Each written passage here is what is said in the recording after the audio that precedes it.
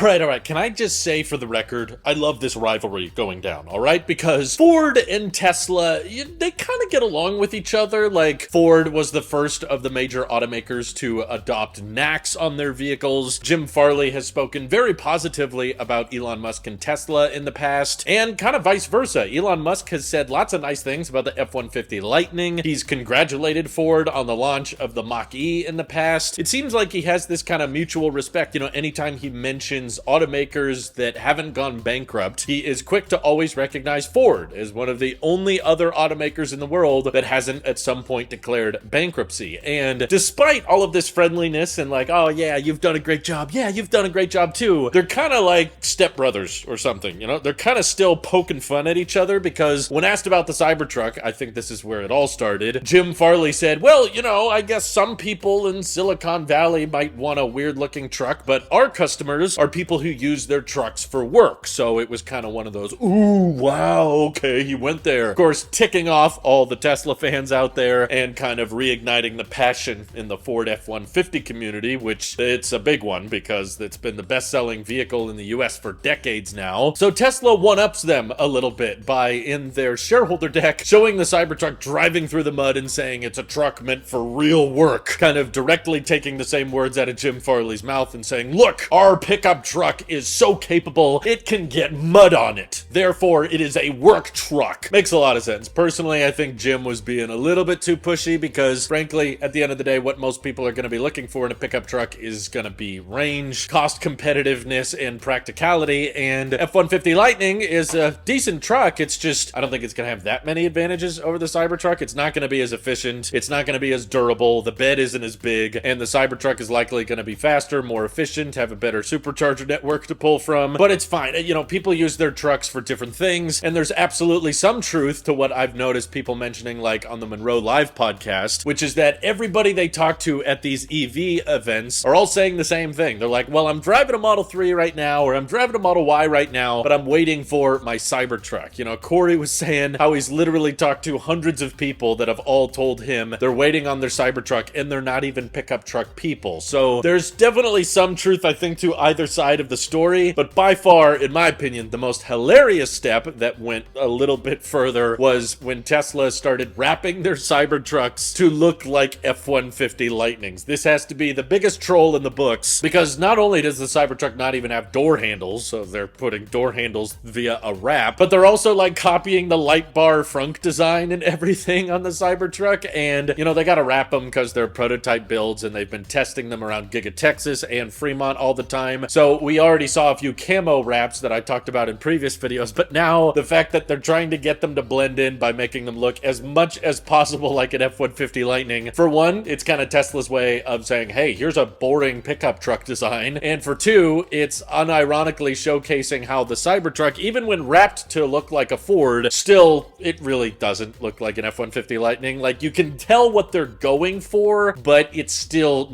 not quite there. Like, you can just tell by the sharp edges and those sails alongside the bed. The Cybertruck can't fit into the same footprint as the F-150 Lightning. So it's kind of hilarious on multiple levels. You know, Ford gets a little bit of free advertisement now because there's some weird vehicle driving around in the Bay Area and people are going to think, oh, it must be some Ford prototype. While simultaneously Tesla gets to pretend that they have the best-selling truck or something. But speaking of competition and copying things from Ford, we actually have a little bit more leaked imagery of the Cybertruck Frunk, which is unfortunately a bit of a disappointment. I don't think it's a deal breaker. A lot of people were turning this into a bigger story than it truly was, but yeah, there's been lots of videos showcasing how big the Frunk is on the Cybertruck now through factory videos and testing videos, and the truth is it doesn't look very deep. I think just naturally people had kind of unrealistic expectations with the Cybertruck, because if you just look at that whole front end design, the hood is honestly not that big, and that dashboard and cabin takes up a lot of space where, you know, the windshield starts. So obviously the Frunk wasn't going to be able to go all the way into the cabin, although that would be kind of cool if there was, instead of a mid gate, like a front gate, like from the front of the truck, you could access things in the Frunk, but it's probably too complicated and likely a lot worse for crumple zones and safety reasons. But yeah, most of these videos are showcasing that Frunk, while yes, it does open in the style of the F-150 Lightning, it's